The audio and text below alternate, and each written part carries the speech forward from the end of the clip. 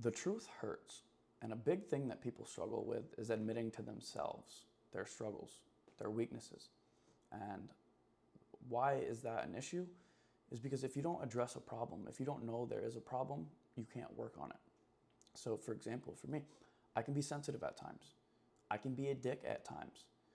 Obviously, I was an addict. I had to admit that I needed help. So, all of these things, I'm aware. I'm self-aware that I need to work on these things. And I take the proper measures to do it. If I'm getting angry, I try and sit back to myself, think, maybe go on a walk, maybe pray. I find things to work on. I got a counselor. So it's okay as long as you are working on these things. And over time, you will get better. And that is part of life.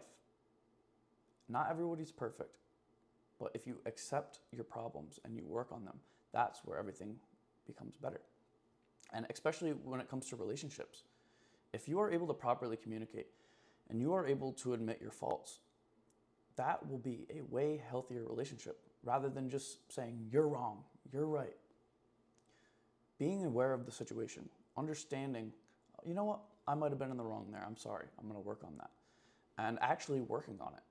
Because, when I was in addiction, I was hiding all my problems. I was hiding all my emotions. I deep down knew these issues.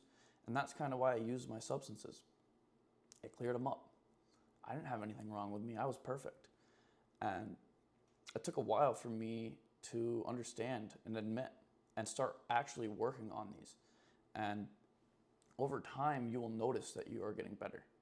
You might not have as many flare-ups, or you're doing great with sobriety because you know what your triggers are, you know what you're doing wrong. Because when you have the problem, you can find a solution. It's about figuring out what gets you to that solution. So if you are looking for sobriety support, if you are looking for help in life, you need accountability, DM me Start on Instagram, Josh McCauley _.